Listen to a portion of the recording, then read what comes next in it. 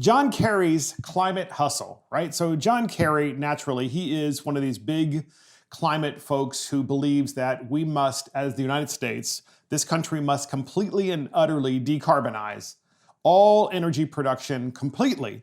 So why does that matter? Well, the first thing that Biden did naturally was it shut down the Keystone pipeline, right? They shut it down. So you shut down the Keystone pipeline, you put all those people out of work, and you do so based on, you meaning Biden, you do so based on the premise that they are in an industry that is polluting because it is creating carbon emissions, and that is bad according to the Biden administration, even though those carbon emissions are a lot cleaner than other types of carbon emissions, as we all know. But that doesn't stop John Kerry from completely and utterly being a hypocrite, right? Because not too long ago, and by the way, also currently, he takes private jets. So get this. John Kerry took private jet to Iceland for environmental award. So in Iceland, he was going to get an environmental award, and he took a private jet to get there, called it his only choice for somebody like me. So here's the article. It says, President Biden's recently appointed climate czar, John Kerry, by the way, I'm still not sure what a climate czar is, but John Kerry took a private jet to Iceland in 2019, which was a couple of years ago, to receive the Arctic Circle Award for climate leadership, Fox News has learned. Kerry defended his high pollution ride at the time, calling it the only choice for somebody like me who's traveling the world to win this battle. In an interview obtained by Fox News, the incident had not been previously reported in the American press. So even though this happened 2 years ago, the incident had not been previously reported in the American press, which is why it is now being finally reported. So why does that matter? Well, because there's a clip that came out about this, and John Kerry talks about his climate hustle and how he was asked the question, why did you take a private jet if you really are concerned about climate change? And, aren't you concerned about your carbon footprint? We have that clip, and here it is. On that issue, pollution, I understand that you came here with a private jet. Is that an environmental way to travel? If you offset your carbon, it's the only choice for somebody like me who is traveling the world to win this battle. I negotiated the Paris Accords for the United States. I've been involved in this fight for years. I negotiated with President Xi to bring President Xi to the table so we could get Paris. And I believe the time it takes me to get somewhere, I can't sail across the ocean. I have to fly to meet with people and get things done. But what I'm doing almost full time is working to win the battle of climate change. And in the end, if I offset and contribute my life to do this, I'm not going to be put on the defensive. By offsetting his carbon, what he's saying is that when he takes the private jet, which of course is incredibly comfortable and not crowded like normal jets you would take with passenger jets where everybody has to get on them and you're just like stuffed in with everyone else, what he's saying is he buys carbon credits. So he buys the credits from someone who is not producing carbon, pays them to not produce carbon so that John Kerry can produce carbon so that he can tell everybody else not to produce carbon. That is exactly what he's saying here. So Ted Cruz, of course, as you might expect, ripped John Kerry. He blasts Kerry for being arrogant and called his statement about solar power jobs really arrogant and a better choice for workers. We have a number of clips on this. They're right from John Kerry's mouth. You can't believe it. But of course, Cruz went right after him. It's just like, this guy, what is it about Democrats? They don't really care about jobs, but they also don't seem to care about our stability and our economic stability and our ability to compete internationally and globally on trade and on other competitive items. So here is Kerry's first comments about the Keystone pipeline that was shut down. And Kerry says, it's not a big deal. Don't worry about coal. Don't worry about natural gas. Don't worry about those jobs. We've got solar jobs. Those are great jobs. We have that clip, and here it is. And the President of the United States has expressed in every comment he has made about climate the need to grow the new jobs that pay better, that are cleaner. That, I mean, you know, you look at the consequences of black lung for a miner, for instance, and measure that against the fastest growing job in the United States before COVID was solar power technician. The same people can do those jobs, but the choice of doing the solar power one now is a better choice. These solar power jobs, according to good old John Kerry, the climate czar, is that those are better choices. Those are better jobs. In other words, the people who work on the Keystone Pipeline and in the natural gas industry and the people that work in coal mines, they must make better choices. Like, you know, John Kerry, who has a private jet at his disposal, but it's okay because he buys carbon credits. But it's not okay to have a job if you're middle America because, you know, they're not the right jobs. They're not the woke jobs. So he's saying solar power jobs are better jobs. So let's think about this for a moment. So first you make the solar panels. For the most part, they are not made here in the United States. They're made overseas in China and elsewhere. And the next thing is you have to install the solar panels, right? Well, those jobs are not great paying jobs. And quite frankly, once those solar panels are installed, there's not a whole lot left to do once they're installed. And they're also not renewable. Podcast listeners, let me ask you a question. Why are solar panels not renewable?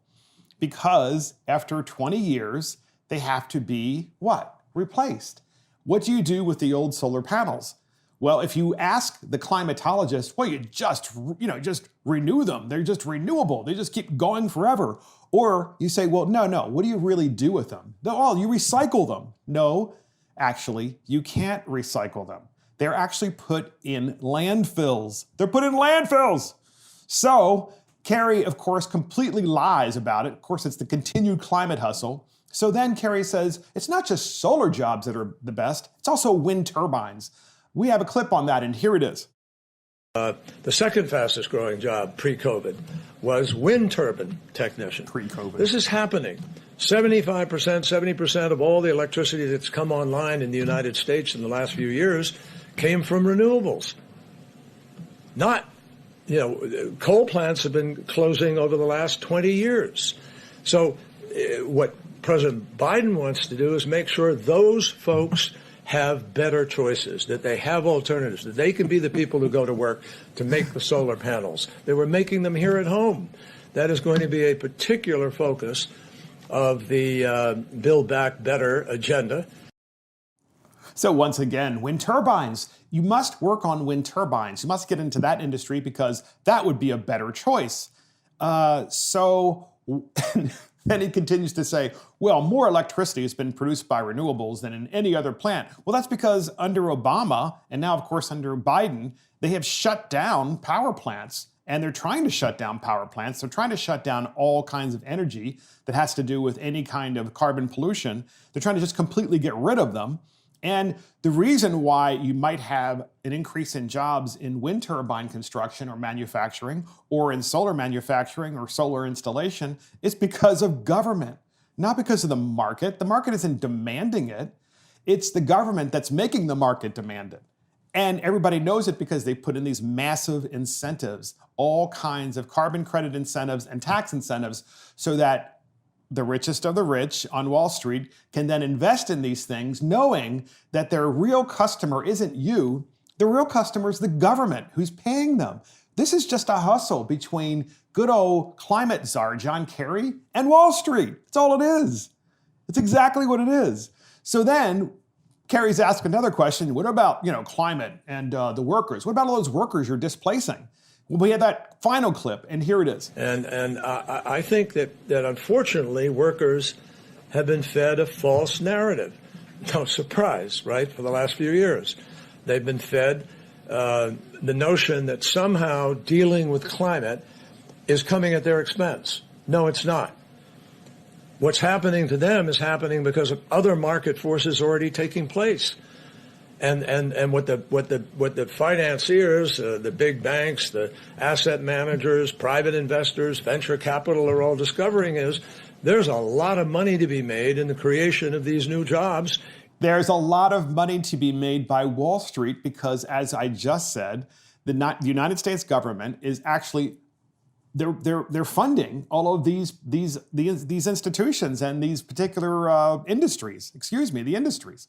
And how are they doing it? They're doing it by these huge subsidies. They're doing it by carbon tax credits. They're doing it by offsets. Kind of like the same carbon offset that John Kerry bought so that he could get on his private jet. So it's the people that are getting enriched by this are the Wall Street friends of John Kerry and Joe Biden and the Democrat Party and the hedge funds. Everybody knows it, except that he's actually admitting it. And he's saying, well, climate policies don't come at the expense of working Americans.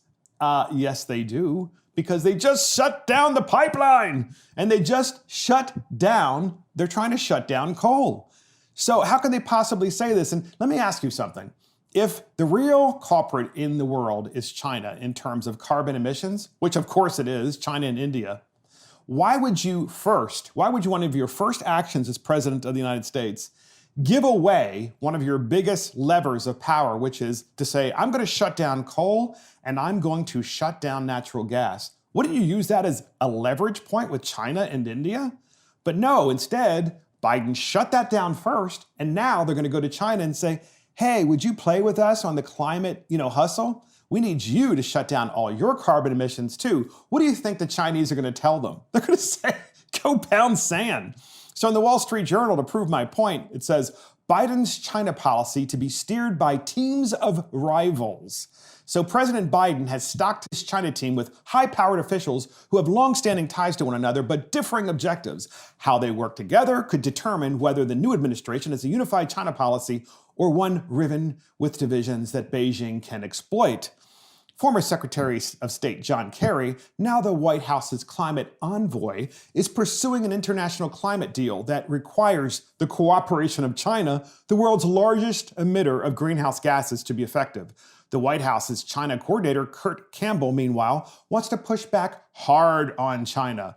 So you have the Biden administration that's already shutting down natural gas. They shut down the Keystone Pipeline. They're trying to shut down, of course, the entire coal industry.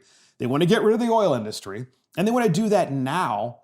And then, after they give away all of that leverage, of course, to China, then they want to go to China and say, hey, China, we need you to do the same thing that we just did. It's like, no. We have one of the cleanest economies on planet Earth, and our carbon emissions continue to decrease. And they continue to decrease because of natural gas. And if we let the market forces work, they will work in our favor because natural gas is actually cheaper. And that is John Kerry's climate hustle.